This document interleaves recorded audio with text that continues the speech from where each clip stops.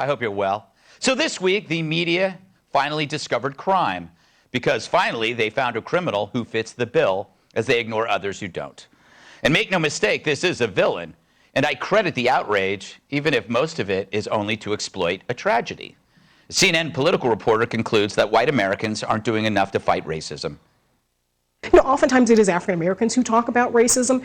It is really a white cultural problem that white Americans have to come to terms with. Why is it that African Americans and brown and black people more generally are seen as the other or demonized so easily in a lot of our politics? You know, we sort of talk about white supremacy, but it's also the ways in which people talk about folks coming across the border, the demonization that goes around about those folks, that somehow they also are a threat to Americans. We just demonize. So racism is a white cultural problem, and whites should come to terms with it. How does she know that they haven't? What planet is she on? And why do they only get CNN and MSNBC there? But she echoes what her peers say, that whites share the guilt for their race's worst actions, as if individual choice, responsibility, or mental illness don't exist. Only an overriding pigment that unites us in complicity. Talk about a wide brush. Meanwhile, this dope thinks those who embrace free speech do so to appease racists. Well, Garrett, look at the way the right tried to weaponize the idea that the DHS was going to essentially try and attempt to monitor hateful rhetoric, right? They want to make it seem as if it's some sort of big brother, and it's like, this is always what the right does to appease the white supremacist movement by saying, hey, free speech, don't touch speech. Yeah. Yes. So if you're for free speech, you're helping out the KKK. That's a leap Evel Knievel couldn't make. Really, MSNBC, maybe it's time to chuck Todd. Thank you. Terrible pun. Disgusted by myself. He's a turd. A turd with a head injury under a hairpiece. I could go on forever, but I won't. Then there's this guy saying we need a new war on terror, the terrorists being, of course, Republicans. My guidance is that we have to treat it as the terrorist threat that it is. You know, we rallied on 9/11. There was no question about what the country was going to do. We are facing the same threat. We should label them the domestic terrorist party. Wow, next they'll say Republicans are divisive.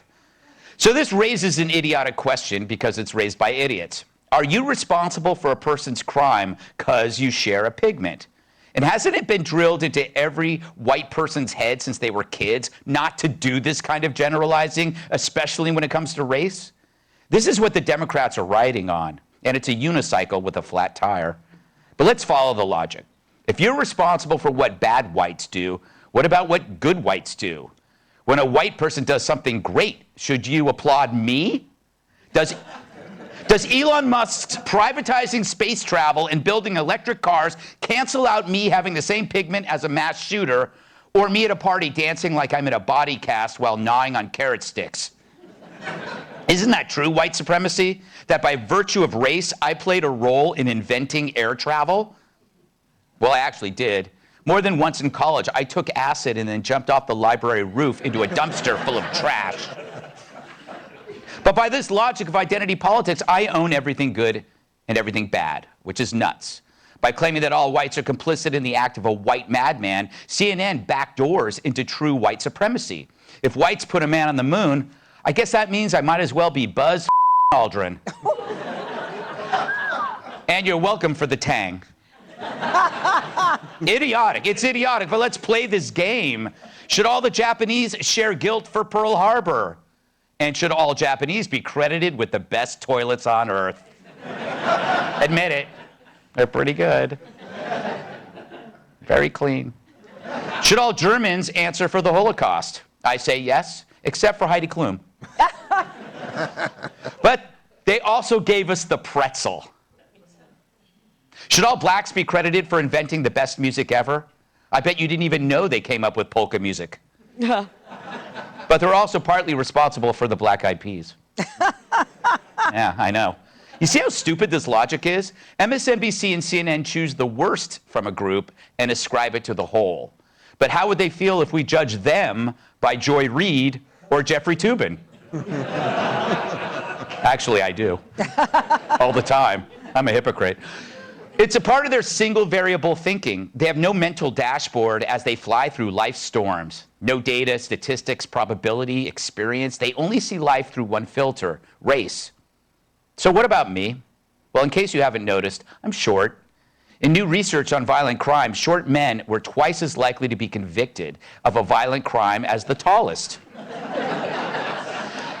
Now, maybe most guys are more likely to take a swing at Danny DeVito than Dwayne Johnson. But then you find out that the real variable predicting violent crime was IQ. It's the dumb short guys to blame. So I'm off the hook for stealing that big wheel. And it's not just within short people that differences like IQ occur. It happens in all groups. In fact, there are bigger differences within one group than there are between two groups. It's why you have an Einstein and a Tom Arnold. It's why you have Thomas Sowell and Joy Reid. There are bigger differences within race than between races. That's huge. And why? Because we're individuals. We're brilliant, funny, weird, high IQ. But enough about me. We're also depressed and crazy and vulnerable and dangerous. Okay, enough about Kat. But it's not between groups, it's among people, individuals. So do I owe an explanation for short, violent dumbasses because I'm short? Hell no. Just as I don't take credit for all the great work little people do, like acting as a shoe tree in my closet. But if you favor group identity over the individual, you would. But you don't, because we see the person. Only the left and the media see groups. The only herd mentality on our end is walking away from them. And the only place the